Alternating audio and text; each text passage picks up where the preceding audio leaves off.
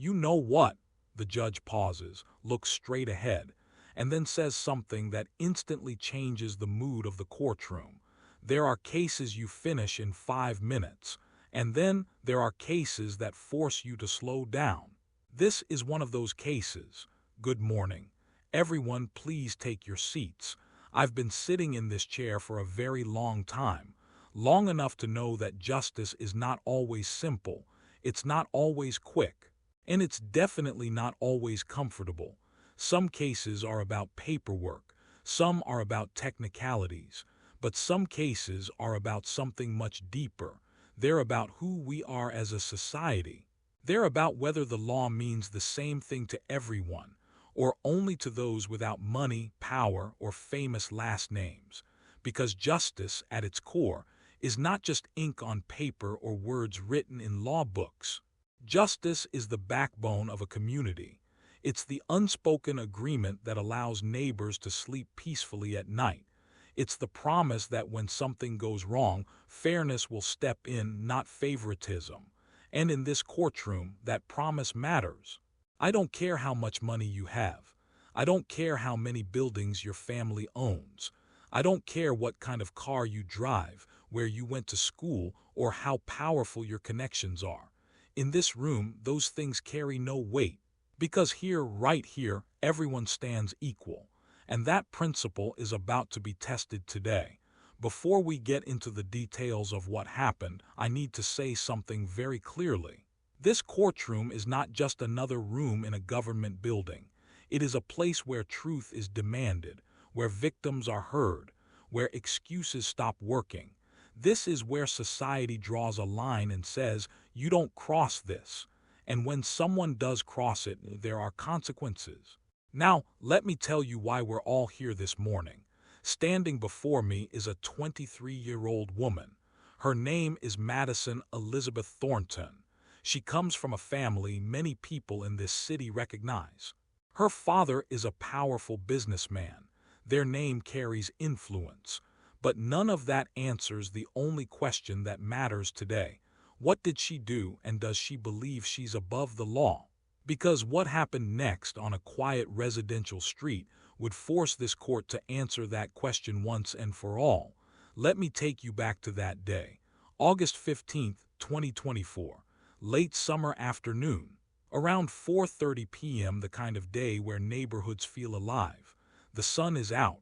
Children are playing outside. Dogs are being walked. Elderly couples sit on their porches, enjoying the breeze. This is Elmwood, Providence. Not a wealthy enclave, not a gated community. These are working-class streets, places where families have lived for decades, streets where life moves slowly, intentionally slowly. And then that calm is shattered. Because into this neighborhood comes Madison Elizabeth Thornton, behind the wheel of a white 2024 Range Rover Sport, Rhode Island plate TH4582, a $120,000 vehicle. Powerful, heavy, fast, and she's not driving it carefully. She's flying down Cranston Street between Haskins Avenue and Broad Street at 70 miles per hour. Let that number sink in. 70. In a 25-mile-per-hour residential zone. That's not a miscalculation. That's not a momentary lapse. That is a conscious decision to push a dangerous machine to nearly 3 times the legal limit in a place where children run after balls, where seniors cross the street slowly, where one mistake can end a life. I've been driving for over 50 years. I know what 70 miles per hour feels like. On a highway, it's normal. On a narrow residential street, it's terrifying. At that speed, there's no time to react. A child steps off the curb too late. An elderly person hesitates mid-crossing too late. At 70 miles per hour, a vehicle stops being transportation. It becomes a weapon. And that weapon was being driven straight through a neighborhood full of innocent people who had done absolutely nothing wrong. That's when Officer Daniel Martinez sees her. Badge number 347. An 18-year veteran of the Providence Police Department. A man who's seen accidents. A man who understands how quickly things can turn deadly. He clocks her speed. He knows immediately this isn't minor. And at 4:37 p.m. at the intersection of Cranston Street and Haskins Avenue, he does what he's sworn to do. He pulls her over. What happens next isn't just about speeding anymore. It's about something far more disturbing. Because the moment Officer Martinez approaches that driver's window, the case takes a turn no one in this courtroom will forget. Officer Martinez steps out of his cruiser. He walks toward the driver's side window. He's calm. He's professional. He's done this hundreds of times before. According to the police report, case number P. Art 2024-84,582, he asks a simple question. Do you know why I stopped you? Now in that moment, most people react the same way. They apologize. They look worried. They say they didn't realize how fast they were going. But Madison Thornton doesn't do any of that. There's no concern in her voice, no fear, no regret. Instead, she looks at the officer and says something that makes this case impossible to ignore. Her exact words, and I'm reading directly from the report, were, "Do you know who my father is?" She doesn't stop there. She follows it up with, "He owns half the city. I can have your badge by tomorrow morning." When I read that line for the first time, I stopped. I put the papers down. I leaned back in my chair. Because those words reveal something dangerous. They reveal a belief system, a belief that money replaces accountability, a belief that power cancels consequences, a belief that the law applies to everyone else, not to her. That statement wasn't just disrespectful.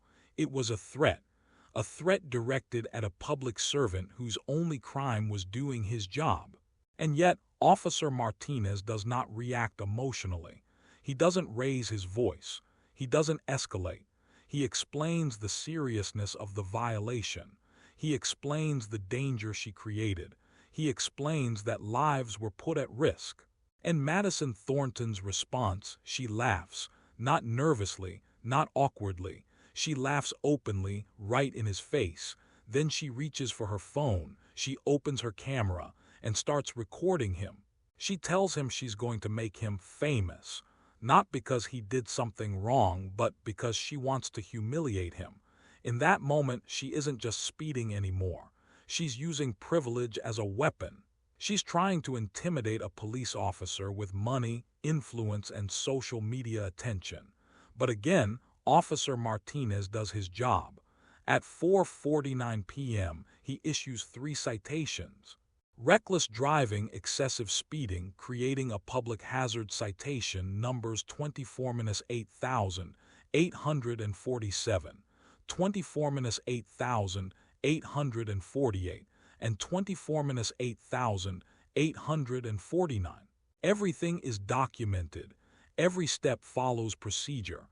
And for that professionalism, he's mocked, threatened, disrespected. But what Madison Thornton does after she goes home is what turns this from a traffic case into something much bigger. Because the danger didn't end on Cranston Street, it went online. After the traffic stop, most people would pause. Most people would think twice. Most people would reflect on what they just did. Not Madison Thornton. She went home, logged into Instagram, username Madison Thornton, followers 47,000, and she posted videos mocking Officer Martinez. She laughed at him, called him names. Rent-a-cop, power-tripping nobody. Tens of thousands of people saw it. 12,000 views in 24 hours. Think about that for a moment. 12,000 people watching a young woman mock a law enforcement officer and normalize entitlement, privilege, and disrespect. For the impressionable, this was a lesson, the wrong lesson. The lesson that wealth shields you from consequences. The lesson that mocking someone who upholds the law is funny. The lesson that your actions don't matter until it's too late. And if you think that's the worst part, 3 days later, August 18, 2024, at 2:15 p.m. she was caught again. Ring doorbell footage. same Range Rover, same reckless driving, same arrogance, same utter disregard for human life. The warning, the citations, the social embarrassment, nothing mattered. The cycle repeated. And that's when you realize this isn't a one-time mistake. This is a pattern, a choice, a message. I can do whatever I want. Rules don't apply to me. And the consequences of that attitude, they could be deadly. 7-year-old kids, elderly neighbors, everyday families going about their lives, all suddenly at risk from a single person who believed herself untouchable. This is not a cautionary tale. It is a reality that tests every part of our justice system, every moral compass, every decision in this courtroom. And while her Instagram videos went viral to tens of thousands, the real-life impact was unseen but real. Fear in the neighborhood, shattered trust, and the chilling question: will the law actually apply to everyone? That's the question we now face. And that question will guide the decisions to come. But before we get there, the story isn't over. There's still one more shocking twist waiting, captured in cold, unflinching surveillance. The repeat offense on August 18th, the same arrogance, the same weaponized vehicle, the same disregard for human life. And that footage will change everything. At this point, some people might still argue she made a mistake, one bad decision, one reckless moment, but this case doesn't give us that luxury. Because just 3 days later, August 18th, 2024, 2:15 in the afternoon, a Ring doorbell camera captures something chilling. The camera belongs to Richard and Margaret Coleman, residents of 24/7 Haskins Avenue, the very same Elmwood neighborhood. And there it is, the same white Range Rover, the same license plate TH4582, the same street, the same reckless speed, no hesitation, no caution, no lesson learned. Just 3 days after being pulled over, just hours after mocking a police officer online, Madison Thornton is back, doing it all over again. This time, there's no officer present, no flashing lights, no warning, just cold, silent footage, proof that the first incident wasn't an accident, it was a habit. I've been sitting in this chair for over 30 years, since 1992. I've seen young people make poor choices. I've seen fear, regret, embarrassment, and in many of those cases I showed mercy. I reduced sentences. I offered second chances. I believed that compassion could change lives, and many times it did. I've received letters years later, people thanking this court for believing in them when they didn't believe in themselves. But compassion only works when it's met with responsibility. What I see here is not remorse. It's defiance. It's someone who was warned and chose to ignore it. Someone who was caught and doubled down. And that's when the responsibility of this court changes.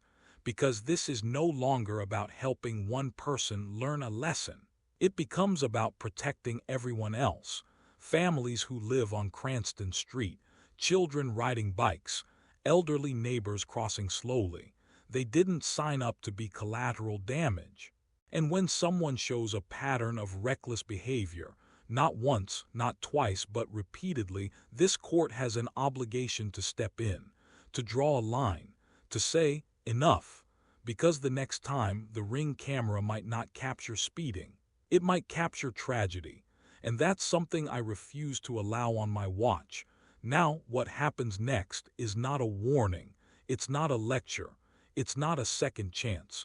It's a decision, one that will change Madison Thornton's life. And it will send a message far beyond this courtroom, a message about accountability, a message about privilege, and a message that no amount of money can silence justice. The verdict is next. Before I announce my decision, there's something the public needs to understand. What you see in this courtroom today didn't happen in isolation, because while this case was pending, while evidence was being reviewed, while this court was doing its job, pressure was building behind the scenes. Madison Thornton's father, Robert Thornton, is not an ordinary man. He's the CEO of Thornton Industries, a company valued at hundreds of millions of dollars. And in the days following these incidents, my chambers received calls, letters, visits, politicians, attorneys, influential figures, all suggesting the same thing politely, carefully, indirectly. Let's make this go away. Donations were mentioned. Amounts were floated. Youth foundations, police charities. 50,000, 75,000, as if justice could be negotiated like a business deal. Let me be absolutely clear. Money does not buy justice in this courtroom. It never has. And as long as I sit in this chair, it never will. Because when I look at this case, I don't see a billionaire's daughter. I see families on Cranston Street. I see elderly couples who had to jump back onto the curb. I see children whose parents held their breath every time a car flew past their home. I see what could have happened, and that's what keeps me up at night. We were lucky. No one died, but luck is not a legal defense. Now I've listened carefully to both sides. The prosecution is asking for a serious sentence. The defense is asking for leniency, pointing to her age, her education, her clean record. And normally those things matter, but today something matters more. Pattern. August 15th, reckless speeding, threatening an officer, mocking law enforcement online. August 18th, same behavior, same neighborhood, same danger. That tells me everything I need to know. This was not ignorance. This was entitlement. And entitlement, when combined with power, is dangerous. So here is my decision. Madison Elizabeth Thornton, please stand. On the charge of reckless driving from August 15th, I sentence you to 90 days in the adult correctional institutions. On the charge of attempting to intimidate a law enforcement officer, I add 60 additional days to be served consecutively. On the second reckless driving offense captured on August 18th, another 90 days, also consecutive. That is a total of 240 days, 8 months in custody. No early release, no special treatment. You will serve your time like everyone else. I am also imposing a $15,000 fine, directed not to silence this case, but to help victims of reckless driving, educate children on road safety, and support community policing. Your driver's license is suspended for 3 full years. When that suspension ends, you will retake every test, written and practical, as if you were starting from zero. You will complete 200 hours of community service working directly with families whose lives were shattered by reckless drivers, because I want you to see up close the damage arrogance can cause. I know some people will say this is harsh, but let me say this clearly. Compassion without accountability is not compassion, it's permission. And this court does not give permission for behavior that puts innocent lives at risk. Madison, you are young. This sentence does not end your life, but it may save someone else's. 8 months from now, you will walk out with a choice: to stay angry or to grow, to blame others or to take responsibility. I hope truly that you choose to change, because the next time the consequences may not be measured in months, they may be measured in lives. Officer Daniel Martinez, please know this court stands with you. To the public watching, remember this: the law does not bend for money. Justice does not recognize privilege. And in this courtroom, everyone answers for their choices. This court is adjourned.